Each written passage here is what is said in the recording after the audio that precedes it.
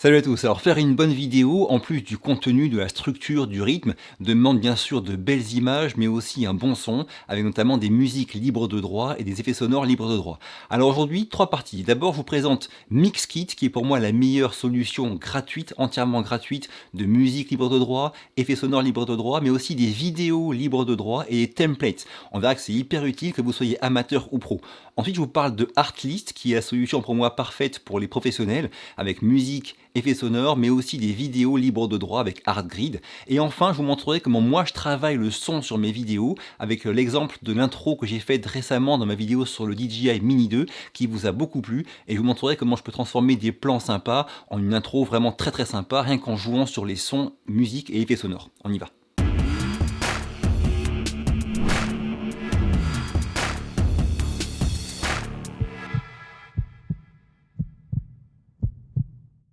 Alors là, on est en novembre 2020. Je ne sais pas comment Mixkit peut faire pour durer longtemps s'il reste gratuit, parce que c'est vraiment impressionnant ce qu'ils font gratuitement. Donc au niveau de la musique, on a quand même pas mal de choix. Alors c'est pas aussi important que leurs concurrents payants, c'est bien normal, mais il y a quand même vraiment des musiques sympas, toutes gratuites. C'est vraiment très surprenant. On peut, comme sur les autres sites similaires, choisir par style, par humeur, mood comme ils disent, par tag. Enfin bref, il y a vraiment moyen de chercher des choses. Allez faire un tour, vraiment ça va vous surprendre. Il n'y a pas d'inscription, pas d'adresse mail à laisser. On clique, on télécharge, c'est immédiat. Ils demandent juste de partager si on peut leur site, quoi, d'en parler autour de vous.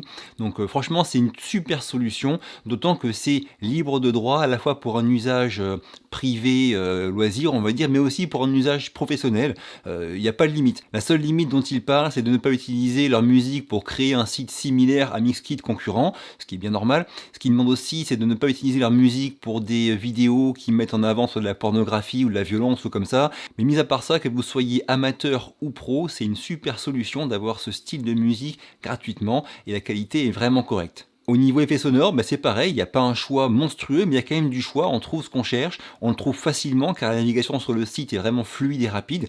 Bref, c'est un très bon point aussi pour les effets sonores. Un truc qui est très surprenant pour un site gratuit, c'est qu'il y a aussi donc des vidéos libres de droit. Elles sont vraiment correctes en Full HD. Pour des clips musicaux, ça peut être une bonne solution d'aller piocher dans leur bibliothèque de vidéos libres de droit pour construire un petit clip, même si vous voulez illustrer votre propos dans une vidéo qui parle d'un sujet ou d'un autre. À ma connaissance, c'est le seul site qui propose des vidéos gratuites libres de droit, sans inscription. C'est encore une fois une très bonne surprise. Enfin, pour couronner le tout, ils ont aussi des templates. Ça, c'est vraiment top, que vous soyez sur Final Cut, Premiere ou DaVinci Resolve. Vous pouvez choisir votre logiciel de montage et après vous aurez accès à différents templates. Donc ce sont des sortes de titres pré-montés en fait qu'on va rajouter sur une timeline dans un montage de DaVinci Resolve par exemple.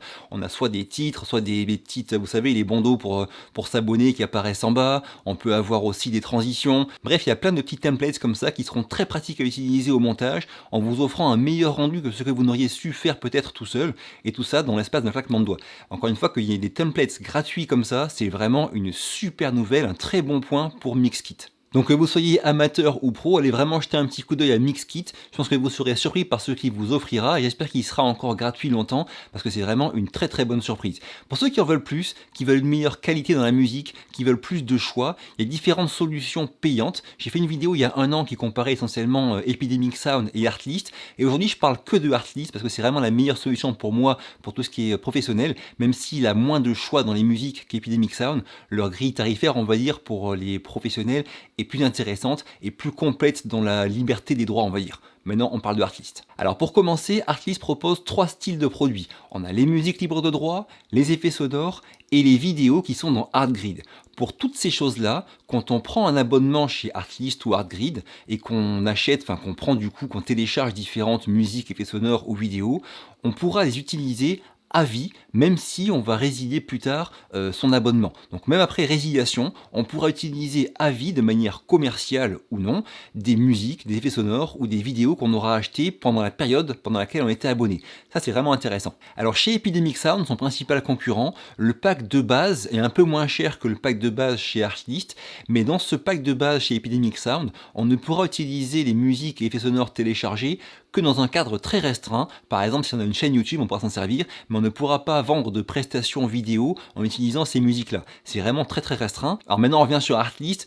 Sur Artlist, il n'y a pas ces limites-là, donc l'utilisation, elle est vraiment totale. Vous pourrez faire une prestation vidéo sur un mariage et prendre des musiques de Artlist, un petit truc qui va finir à la télé, ça marchera aussi. Bref, on n'a pas ces limites-là, et c'est vraiment, encore une fois, un très très gros point de Artlist pour ceux dont la vidéo est le métier ou va le devenir. Alors, au niveau de la qualité des musiques, moi j'ai rien à y redire, il y a des morceaux que j'écoute dans mon salon que j'aime vraiment beaucoup. Oui, il y a beaucoup moins de choix que sur Epidemic Sound pour l'instant, mais chaque semaine de nouveaux morceaux arrivent et je trouve tout le temps ce que je cherche facilement. Il n'y a qu'une seule chose pour laquelle j'utilise Epidemic Sound, c'est quand je veux des musiques vraiment typiques d'un pays. Par exemple, pour une musique typiquement italienne, je vais aller sur Epidemic Sound, taper Italie, et là j'aurai plein de musiques traditionnelles, on va dire, d'Italie, chose qui est plus compliquée de trouver et qui est en beaucoup moins grand nombre sur Artlist. Donc c'est vraiment la seule chose qui fait que j'utilise encore régulièrement Epidemic Sound. Pour tout le reste, mes vidéos standards, qu'elles soient en prestation ou pour YouTube, j'utilise Artlist et il me suffit amplement. Au niveau des effets sonores, il y en a plein, donc encore une fois, il n'y a aucun souci pour trouver ce qu'on cherche et ils sont de bonne qualité. Alors maintenant on parle de Artgrid qui, je vous le rappelle, propose des vidéos libres de droit. Donc de la même manière que sur Artlist, ces petits clips vidéo qu'on va télécharger, on pourra les utiliser de manière commerciale, sans restriction, y compris lorsqu'on aura résilié son abonnement à Artgrid. Au niveau tarif, on a aussi un abonnement qui est annuel, qui peut sembler cher quand on n'y connaît rien, mais je vous rappelle que d'une part, ce sont des vidéos de grande qualité, d'autre part, c'est un service qui est plus destiné à un usage professionnel. Par exemple, un youtubeur qui va vouloir traiter un sujet en illustrant son propos avec de belles images pour aller piocher là-dedans, ou alors une vidéo qui est faite pour une publicité sur un service, par exemple, pour aller piocher de belles images là-dedans aussi, ou encore un vidéaste qui va tourner un clip musical pour aller prendre de belles images là-dedans. Bref, c'est vraiment pour un usage professionnel. Alors moi sur YouTube je parle d'images, donc toutes mes vidéos c'est moi qui les tourne. Quand je fais une prestation vidéo c'est pareil, c'est moi qui fais les images forcément, donc j'ai pas un réel besoin d'utiliser Artgrid.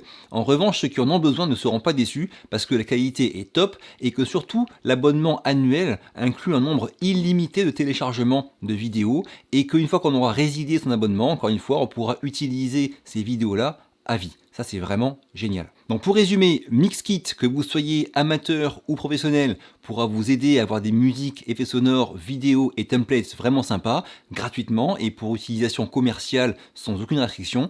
Et Artlist, pour moi, est la meilleure plateforme pour les professionnels qui réunit à la fois effets sonores, musique et vidéo, parce que l'usage de ces titres ou de ces effets sonores ou de ces vidéos a très très peu de restrictions en termes d'usage commercial et que le tarif associé est l'un des plus faibles du marché. Donc voilà vraiment pour moi les deux meilleures solutions du moment, gratuites et payantes. Maintenant on passe à la troisième partie de la vidéo qui est on va dire un mini tuto de conseils sur comment moi j'utilise le son pour mettre en valeur une petite vidéo d'intro. On y va.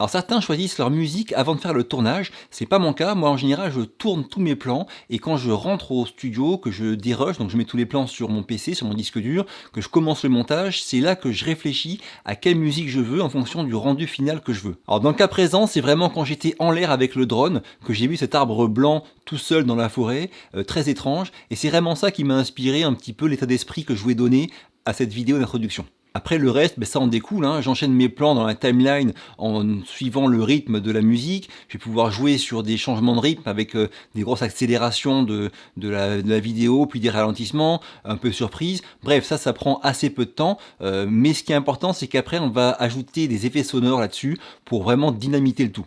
Alors tout ce qui est effet sonore, mon principe c'est que j'hésite pas à les empiler, à les cumuler pour avoir un rendu qui me plaît. Pas non plus en mettre trop, sinon c'est cafouillage, mais par contre faut pas hésiter à mettre plusieurs whoosh superposés, trouver des sons qui vous paraissent adaptés. Là en plus c'est des vidéos qui sont en drone, donc il n'y a pas de son à la base, du coup j'ai rajouté aussi les pas de moi qui marche dans la forêt, qui sont des effets sonores pris sur Artlist. J'ai aussi mis ce soupir un petit peu effrayant dès qu'on voit l'arbre blanc à l'écran pour donner un petit côté vivant à cet arbre.